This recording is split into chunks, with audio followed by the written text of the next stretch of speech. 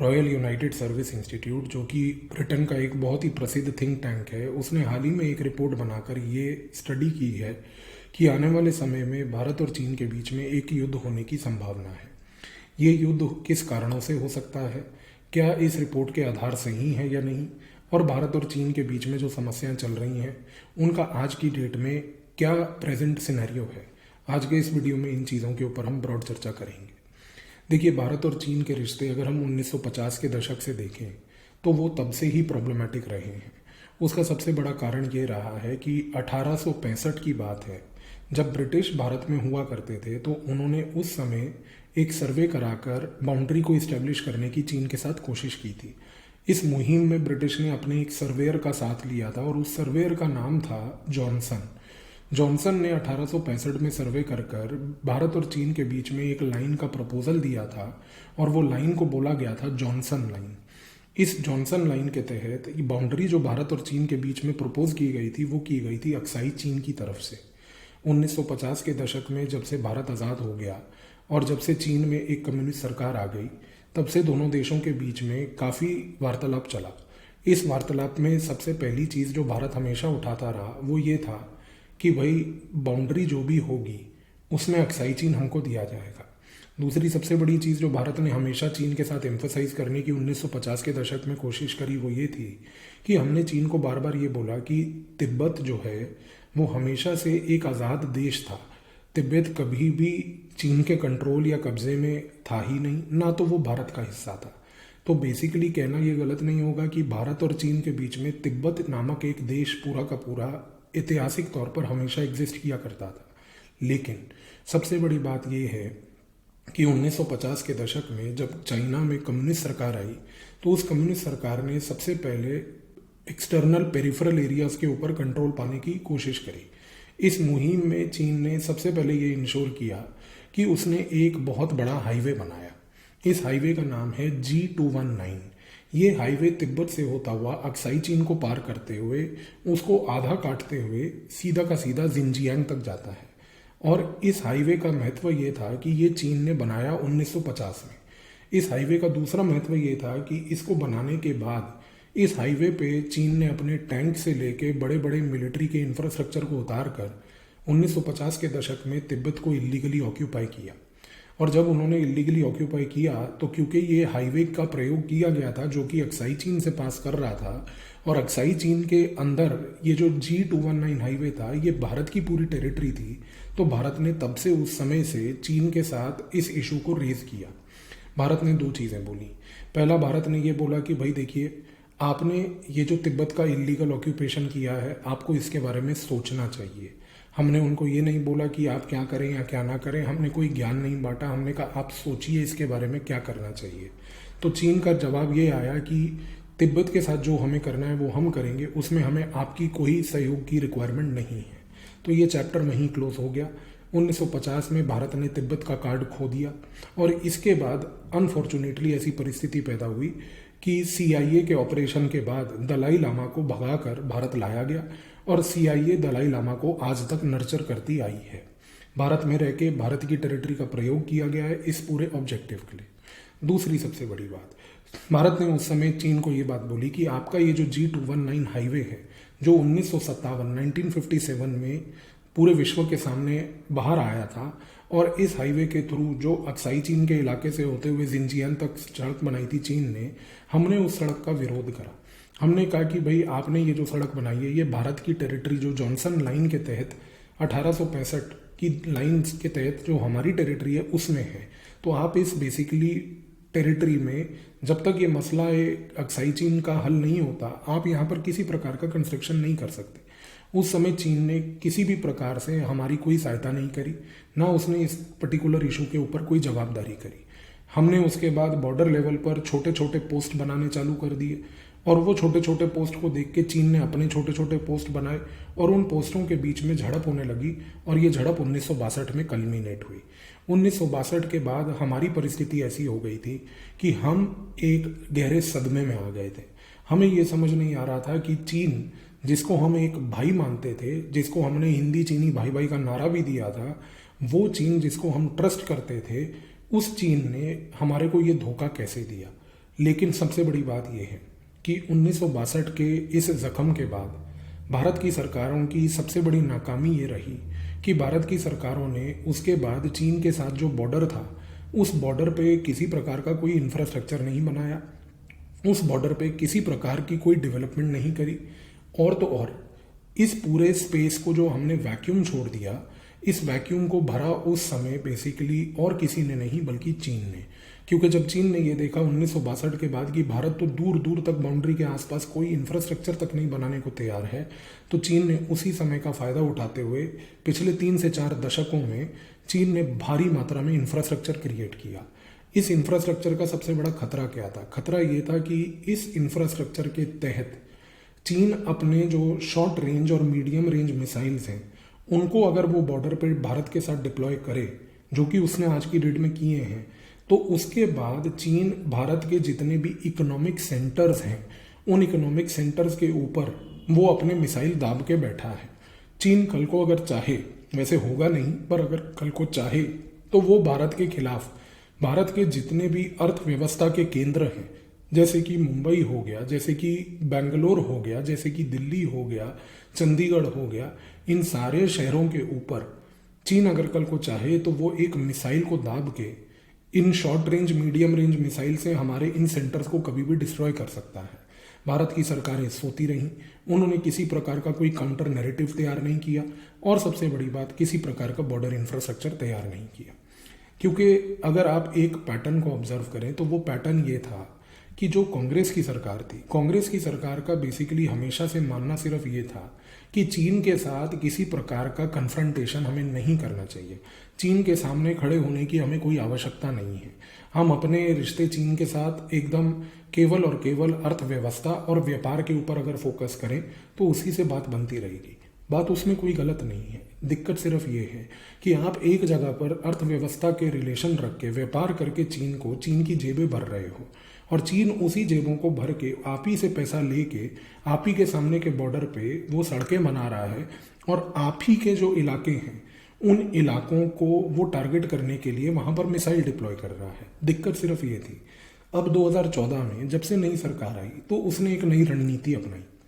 सबसे पहले उसने क्या किया कि 2014 से एक रणनीति के तहत बॉर्डर के इलाकों के आसपास जितनी भी सड़कें थीं उनको बनाने की कोशिश करी। अब जब हम बात करते हैं लद्दाख की, तो लद्दाख के ईस्टर्न पार्ट में, यानी कि वो हिस्सा लद्दाख का जो चीन के बॉर्डर के एकदम पास है, वहां पर एक भारत के पास हवाई पट्टी है। उस हवाई पट्टी का नाम है दौलत बेग ओल्डी। ये जो दौलत बेग ओल्डी नामक हवाई पट्टी है, इसको सिर्फ लद्दाख के ले एयरपोर्ट से ही पहुंचा जा सकता है। इसके लिए कोई सड़क का रास्ता नहीं था। दौलत बेग ओल्डी के पास हम लोगों ने एक छोटा सा बेस बनाया है। उस बेस में हम लोगों ने अपना मिलिट्री आर्मामेंट वहां पर रखा है। वो दौलत बेग ओल्डी भारत के लिए इसलिए महत्वपूर्ण भी है क्योंकि दौलत बेग ओल्डी से जरा सा ही दूर है सियाचिन ग्लेशियर। सियाचिन ग्लेशियर जो है वो एक ट्राई जंक्शन है चीन, भारत और पाकिस्तान के बीच में। ऑपरेशन मेघदूत के तहत 1980 के दशक में भारत ने अक्साई चीन के ऊपर कब्जा किया था। कभी अलग से कोई वीडियो बनाकर आपको इस ऑपरेशन की दिलचस्प कहानी मैं जरूर बताऊंगा।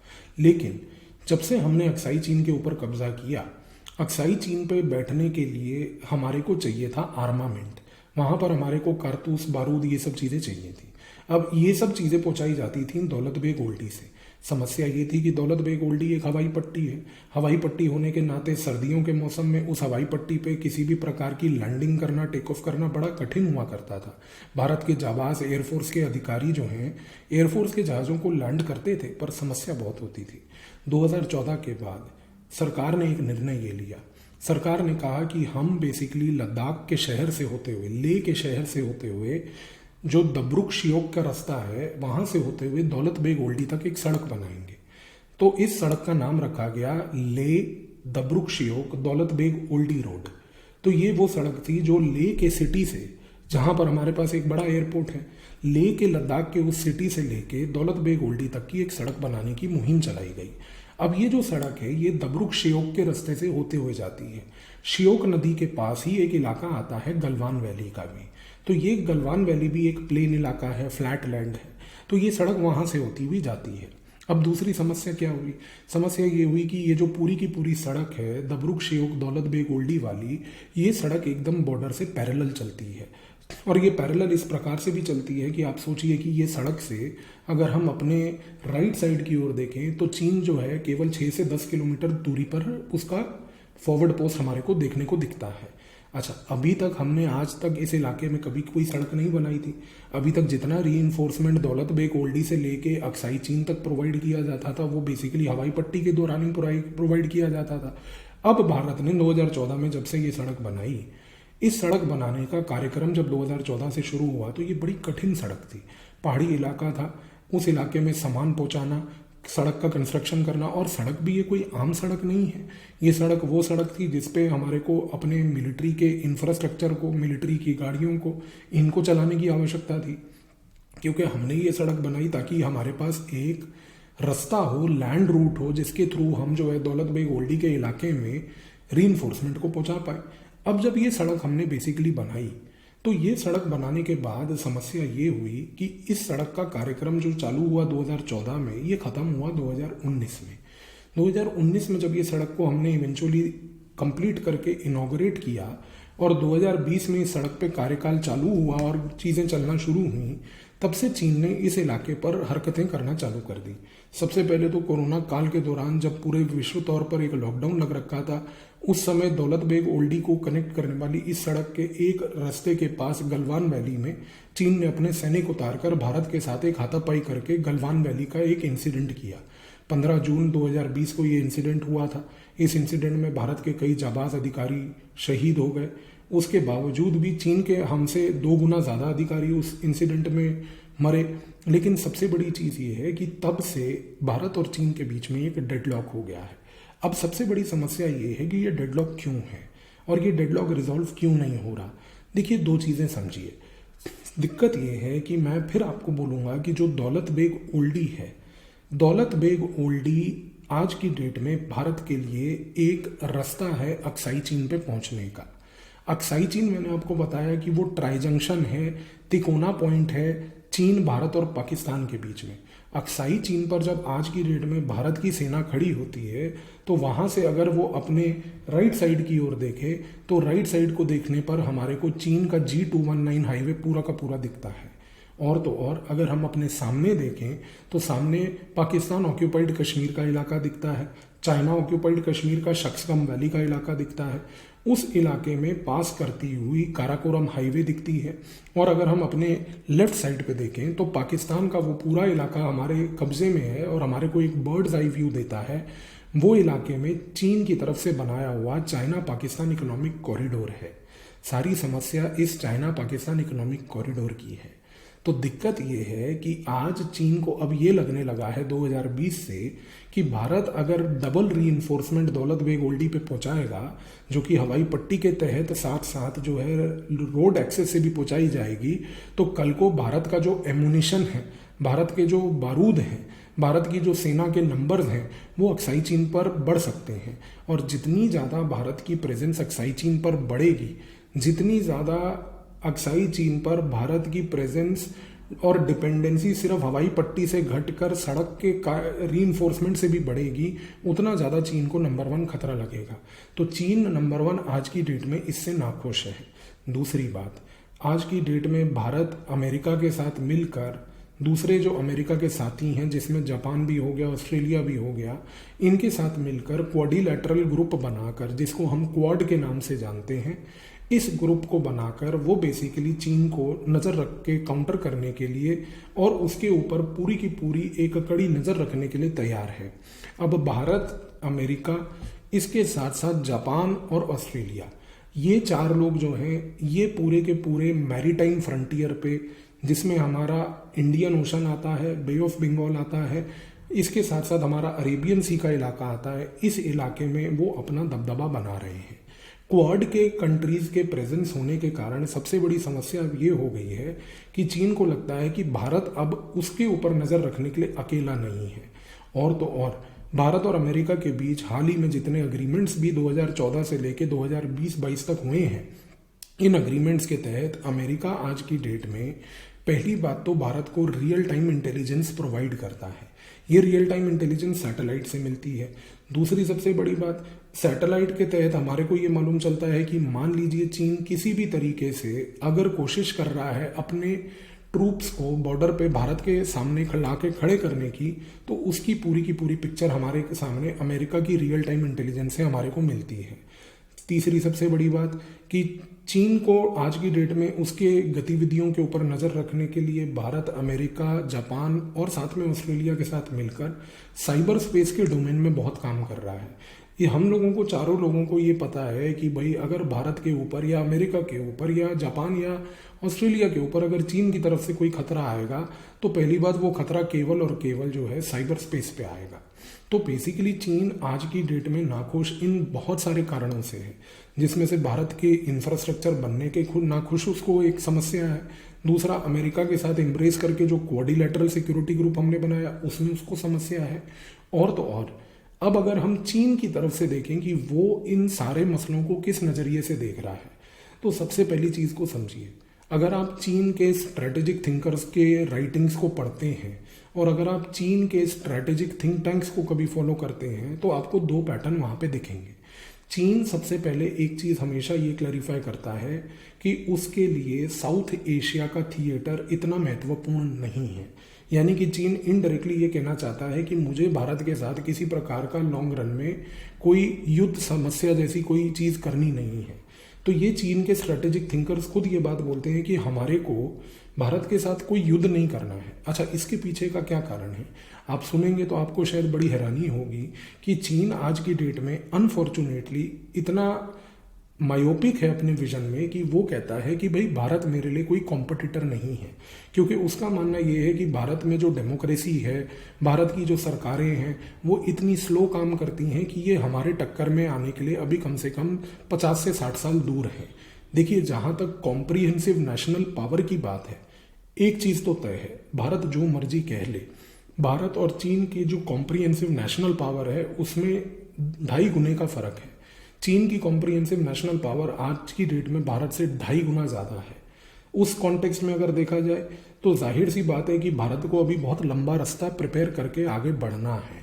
लेकिन ये कहना कि भारत मेरे लिए फ्यूचर में किसी प्रकार का टक्कर नहीं होगा, ये चीन का एक ख्याली पुलाव है जो अपने मन में वो बना के बैठा है। हम मानते हैं कि भारत में कमियां हैं, हम मानते हैं कि हमारे यहाँ पर चीज़ें स्लो चलती हैं, लेकिन हमारे यहाँ पर चीज़ें एक सिस्टम के तहत चलती हैं और समय लगता है लेकिन होती हैं। दूसरी सबसे बड़ी बात, चीन आज की डेट में भारत को लेके अपने मन में एक व्यवहार लेके ये भी बैठा है कि वो कहता है कि मुझे भारत अमेरिका के साथ जुड़ के ये जो खेल खेल रहा है मेरे आसपास वो पसंद नहीं है। अच्छा, आपको अब मैं एक ऐसी चीज़ बताऊंगा जो शायद आपने कभी ना सुनी होगी ना जानी होगी। चीन आज की डेट में लद्दाख में जो कर रहा है वो इसलिए कर रहा है क्योंकि चीन लद्दाख के कॉन्फ्रंटेशन को रिजॉल्व इसलिए नहीं करना चाहता क्योंकि आज की डेट में एक खुफिया लेवल पर भारत, अमेरिका और इजराइल, ये 3 देश मिलकर भारत की जो नॉर्थ ईस्ट का इलाका है उस नॉर्थ ईस्ट के इलाके में मणिपुर से मिजोरम में बैठकर चीन को काउंटर करने में लगे हैं म्यांमार में। और आज की डेट में ऐसी परिस्थिति बन रही है कि आने वाले 6 से 8 महीने या 1 साल के अंदर अंदर म्यांमार की जो सरकार है उसमें कोई बहुत बड़ा बदलाव आने वाला है। इस बदलाव के पीछे जो बहुत बड़ा खुफिया खेल चल रहा है उसमें आज की डेट में भारत की सेना, अमेरिका की सेना और इजराइल की सेना आज की डेट की भारत की नॉर्थ ईस्ट की टेरिटरी में बैठकर वहां से बहुत ज़बरदस्त और गहरे ऑपरेशंस लॉन्च कर रही है और ये ऑपरेशंस वहां पर बहुत डीपली चल रहे हैं। तो नॉर्थ ईस्ट में आज की डेट में जो ये 2 देशों का प्रेजेंस भारत के साथ है वो कल को म्यांमार से लेकर कंबोडिया, लाओस, वियतनाम तक और थाईलैंड तक जो है इसके रेपरकेशन होने जा रहे हैं। आप देखेंगे कि आने वाले 6-8 से महीने में या 1 साल के अंदर अंदर इस इलाके में पूरे म्यांमार से लेके थाईलैंड तक का जो इलाका है उस इलाके में चीन का इन्फ्लुएंस और दबदबा बहुत गहरे तरीके से, ज़बरदस्त तरीके से न्यूट्रलाइज होने जा रहा है। उसके पीछे सबसे बड़ा ऑब्जेक्टिव ये है कि चीन आज की डेट में वियतनाम के पास का जो समुद्री इलाका जिसको साउथ चाइना सी हम लोग कहते हैं, उस इलाके में जो अपना दबदबा बना के बैठा है, उस दबदबे को, इन्फ्लुएंस को नलीफाई करना, उस इन्फ्लुएंस और दबदबे को ख़त्म करने की जो गेम प्लान है वो भारत के नॉर्थ ईस्ट से चल रही है। और ये सरकारें आपको बेसिकली और ज़्यादातर मीडिया आपके सामने पेश नहीं करेगी, क्योंकि नॉर्थ ईस्ट के अंदर आज की डेट में एक बहुत बड़ा खेल चल रहा है। और ये जो खेल है, इस खेल का रेपरकेशन आपको आने वाले 1 साल के अंदर अंदर मिलेगा। तो चीन आज की डेट में इस चीज़ को लेके अपने दिमाग में बैठा है कि भारत, अगर तुम अमेरिका और इजराइल के साथ नॉर्थ ईस्ट में बैठ के म्यांमार से लेकर साउथ चाइना सी तक के उस इलाके में अपना दबदबा बना के मेरे दबदबे को ख़त्म करने की मुहिम चला रहे हो, तो मैं तुम्हारी अटेंशन को डाइवर्ट करूंगा लद्दाख में। तो अब आप शायद खेल समझ रहे होंगे। खेल यहाँ पर ये चल रहा है कि जो भारत और चीन है, ये लद्दाख में एक स्टैंड ऑफ में क्यों बिजी हैं, क्योंकि ये एक चीन की तरफ से डाइवर्जनरी टैक्टिक है। चीन आज की डेट में भारत के ऊपर बार बार ये दबाव डाल रहा है कि तुम अमेरिका और इसराइल को वहाँ से हटाओ, और अगर तुमने अमेरिका और इसराइल को म्यांमार के इलाके से नहीं हटाया तो उस इलाके को ना हटाने के कारण सबसे बड़ी चीज़ ये होगी कि हम तुम्हारे को लद्दाख में ब्लीड करते रहेंगे। तो आज की डेट में जो चीन का रवैया लद्दाख में है, उस लद्दाख में और कोई ऑब्जेक्टिव नहीं है, बल्कि सबसे बड़ा ऑब्जेक्टिव ये है कि चीन सिर्फ भारत पे दबाव डालकर भारत को ये कहना चाह रही है, आप अमेरिका और इसराइल को उस इलाके से हटाइए, क्योंकि वहाँ से साउथ चाइना सी तक का जो इलाका है, उस इलाके में जो बड़ा खेल नॉर्थ ईस्ट में बैठ के भारत के प्लान किया जा रहा है, अगर वो नहीं रुका तो मैं आपके लिए लद्दाख में एक फ्रंटियर खोल दूंगा। तो चीन आज की डेट में इस पूरे गेम प्लान में अटका हुआ है और चीन फंस गया है, क्योंकि आज की डेट में यदि चीन किसी प्रकार की कोई गतिविधि करता है लद्दाख में, तो उस लद्दाख की गतिविधि को तुरंत रियल टाइम इंटेलिजेंस के शेयरिंग के तहत अमेरिका भारत को शेयर करती है। और भारत क्योंकि आज की डेट में पहले ही समझ जाता है कि चीन लद्दाख के अंदर क्या करने जा रही है, तो भारत अपनी ट्रूप्स को, अपनी सेना को लद्दाख में और ज़्यादा मात्रा में डिप्लॉय कर देती है। और चीन के आने से पहले और पहुंचने से पहले जब भारत की सेना भारी मात्रा में लद्दाख में होगी, तो जाहिर सी बात है कि उस केस में लॉन्ग रन में चीन का इन्फ्लुएंस जो वो लद्दाख में बनाना चाह रहा है वो नहीं हो पाएगा। अब देखिए, इस मसले का हल सिर्फ लॉन्ग रन में कुछ ऐसा विजुअलाइज किया जा रहा है एक इंटेलिजेंस लेवल पर, कि मान लीजिए कि हमारा जो नॉर्थ ईस्ट का इलाका है, अगर हम जानते हैं और हम समझ रहे हैं कि चीन हमारी डाइवर्जन टैक्टिक कर रहा है, अगर हम जानते हैं और समझते हैं कि चीन हमारी अटेंशन को बेसिकली लद्दाख में डाइवर्ट कर रहा है, क्योंकि वो वहाँ से नॉर्थ ईस्ट से अमेरिका और इसराइल को हटाना चाहता है, तो आज की डेट में अमेरिका, इसराइल और भारत तीनों देश मिलकर एक इंटेलिजेंस लेवल पर डिस्कशन इस पॉइंट पे कर रहे हैं कि भाई सुनिए, कल को अगर मान लीजिए चीन किसी प्रकार की गतिविधि नॉर्थ ईस्ट में भारत के खिलाफ करता है, अरुणाचल वाले इलाके में करता है, तो हम अमेरिका को कह रहे हैं कि आप सिक्योरिटी गारंटी भारत को दीजिए कि उस इलाके के मसले को आप टैकल कर लेंगे, ताकि चीन जितना भी हमारे को कोशिश कर डाइवर्ट कर लद्दाख में लाने की कोशिश कर रहा है, हम अपनी सेना को लद्दाख में बढ़ाकर उसके काउंटर इन्फ्लुएंस को घटा दें।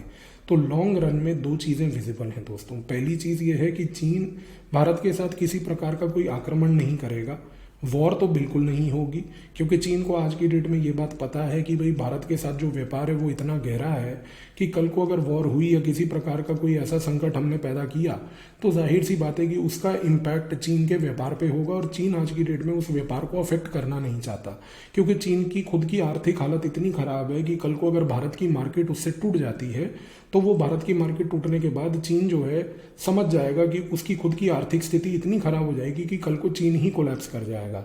उस स्थिति पर, क्योंकि आज की डेट में चीन का व्यापार भारत पे निर्भर है और चीन हमें सामान बेच रहा है, तो पहली बात चीन एक बनिए की तरह बिहेव करेगा। तो बनिया कभी भी आप देखिए गुस्सा होगा लेकिन कभी भी लड़ाई नहीं करेगा, निराश होगा लेकिन लड़ाई नहीं करेगा, क्योंकि बनिए को हर चीज़ में सोते हुए भी 10 रुपये का नोट दिखता है और चीन एग्जैक्टली वही है।